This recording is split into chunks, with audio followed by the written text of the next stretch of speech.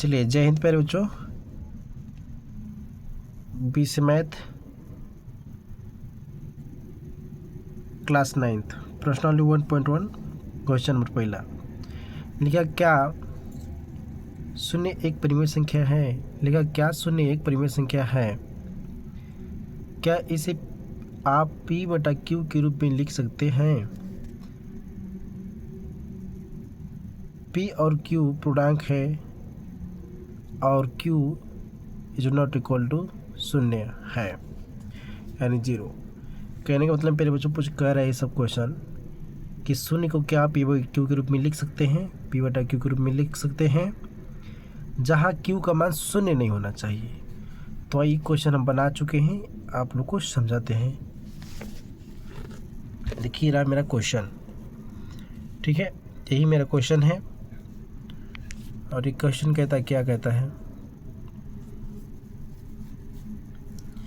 लिखे हैं, हाँ शून्य एक परिमेय संख्या है।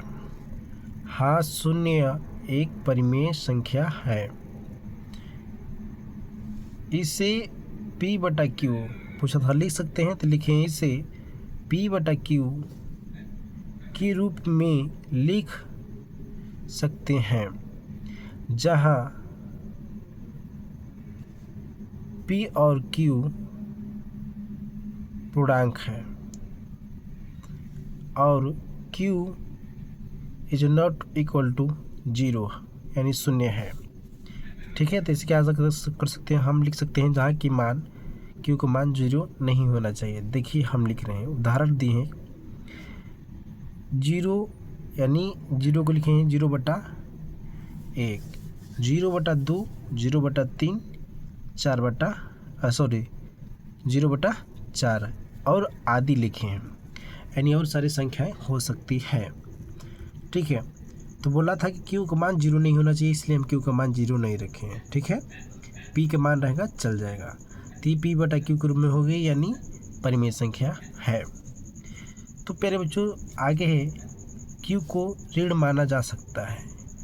जो q होता है, q को हम क्या कर सकते हैं, तो q को ऋण माना जा सकता है। q का मान हम ऋण यानी माइनस में रख सकते हैं। अगला क्वेश्चन पढ़ते हैं क्या लिखा है।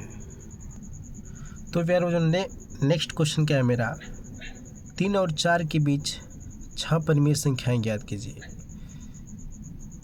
3 और 4 के बीच में 6 परिमेय संख्याएं ज्ञात कीजिए। ठीक है, क्वेश्चन कह रहा है कि 3 और 4 के बीच में क्या करना है, 6 परिमेय संख्याएं निकालना है। तो आइए देखते हैं, ये भी क्वेश्चन देख लेते हैं, बनाए हैं। क्या क्वेश्चन है, 3 और 4 के बीच 6 परिमेय संख्याएं में 6 परिमेय संख्याएं ज्ञात करें या निकालें, ज्ञात करें। ठीक है, तो हल लिखें नीचे। हल में क्या है, देखिए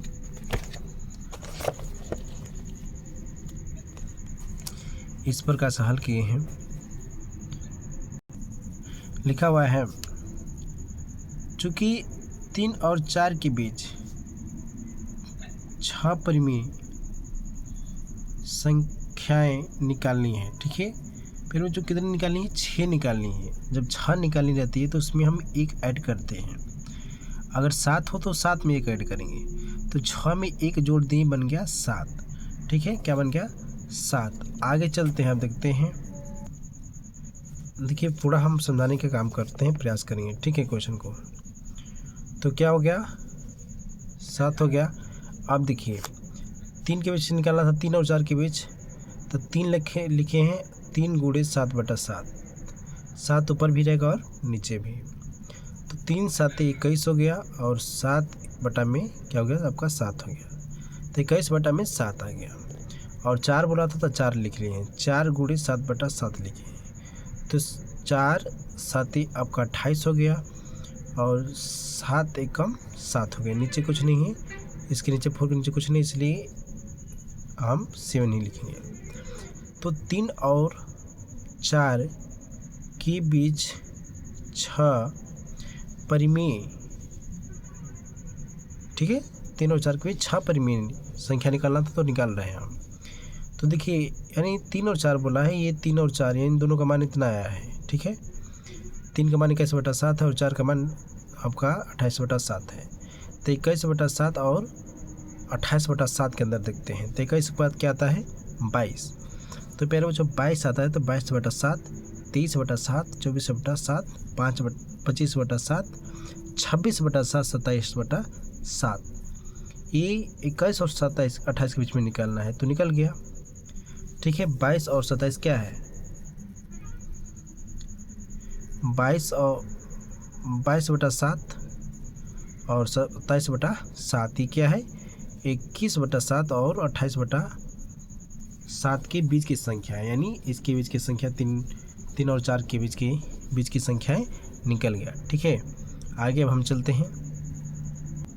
तो मेरा नेक्स्ट क्वेश्चन रहा क्या, यानी क्वेश्चन तीसरा, 3/5 और 4/5 के बीच 5 परिमेय संख्याएं ज्ञात कीजिए। कह रहा है कि 5 परिमेय संख्याएं पहले बच्चों निकालना है, किसके बीच, 3/5 और 4/5 के बीच निकालना है। तो आइए देखते हैं क्या है। ठीक है, देखिए क्वेश्चन हम लिखे भी हैं और क्वेश्चन तो समझा ही दिए हैं, अब हम हल जो है उसको समझा रहे हैं, जो हल किए हैं। 3/5 और 4/5 के बीच 5 परिमेय संख्याएं निकालना है। क्या करना है, निकालना है। तो हम लिख लिए हैं निकालना है। ठीक है, 5 निकालना है तो क्या करेंगे, 5 में 1 जोड़ेंगे तो 5 + 1 कितना हो जाएगा, 6 हो गया। तो 3/5 तो बोला है ना जी निकालने के लिए, आपको ऊपर लिखा है 3/5, तो 3/5 हो गया, 6/6 हो गया। तो क्या होगा, 6 लिखे 18 हो गया, 5 6 30 हो गया। ठीक है, आगे चलते हैं। लिखा है कि ऊपर और लिखा था 4/5, तो इसको हम देखते हैं। 4/5 और गुणे 6/6। अब देखिए, यानी 4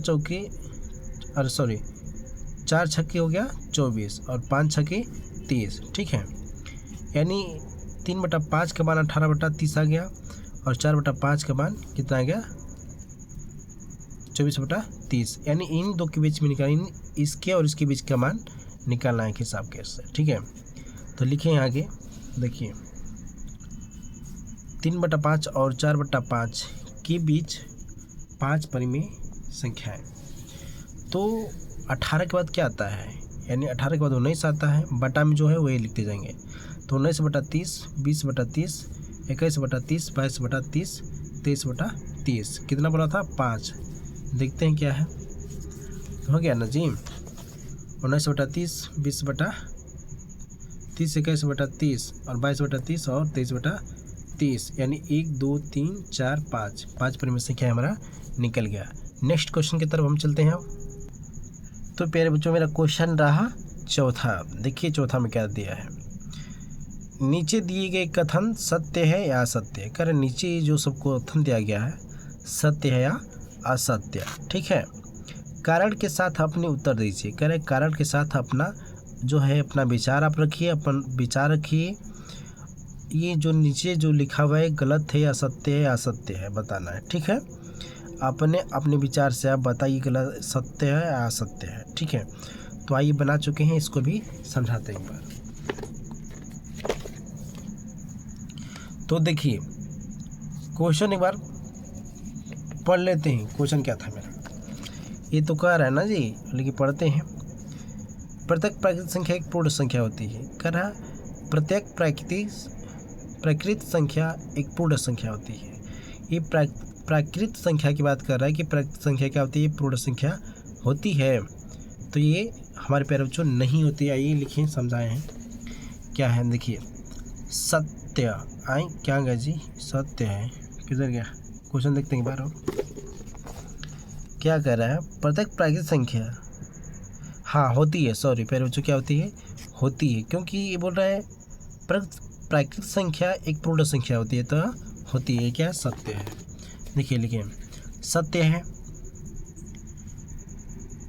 सत्य है क्योंकि प्रत्येक प्राकृतिक संख्याएं एक पूर्ण संख्या होती है। क्या होती है, पूर्ण संख्या होती है, या प्राकृतिक संख्याएं पूर्ण संख्याएं की संग्रह में होती है। देखिए पहला क्वेश्चन ये हो गया। इसी को हम लिख सकते हैं एक तरीका से और कि प्रकृत संख्याएं पूर्ण संख्या की संख्या में होती है। कहने का मतलब प्यारे बच्चों कि जो होती है आपकी क्या गया प्रकृत संख्या क्या होती है, प्रकृत संख्याएं पूर्ण संख्याएं की संख्या में होती है। यानी प्रकृत संख्या प्यारे बच्चों 1 से स्टार्ट होती है, ठीक है। आप पूर्ण संख्याएं 0 से होती है, ठीक है, 0 से होती है। तो ये G1 क्या होता है, यानी प्रकृत संख्या क्या होती है, पूर्ण संख्या के अंदर में आ गई, संग्रह में यानी क्या होती है, इसलिए क्या है ये सत्य है। क्या है, सत्य है। दूसरा क्वेश्चन क्या है, देखिए कि दूसरा क्वेश्चन है प्रत्येक पूर्णांक एक पूर्ण संख्या होती है। कह रहे प्रत्येक पूर्णांक एक पूर्ण संख्या होती है। तो आइए इसे भी समझते हैं। क्या है, देखिए लिखें असत्य है, क्योंकि प्रत्येक पूर्णांक एक पूर्ण संख्या नहीं होती है। क्या प्यारे बच्चों, नहीं होती है। प्रत्येक पूर्णांक एक पूर्ण संख्या कभी नहीं हो सकती है, ठीक है, समझ रहे हैं। पूर्ण संख्या आपका 0 से यानी प्लस में चलती है, वह 0 से 1 2 3 4 चलती है, लेकिन ये क्या कर रहा है, पूर्णांक संख्या कर रहा है प्यारे बच्चों। तब पूर्णांक संख्याएं नहीं हो सकती। देखिए इसलिए -2 पूर्णांक है।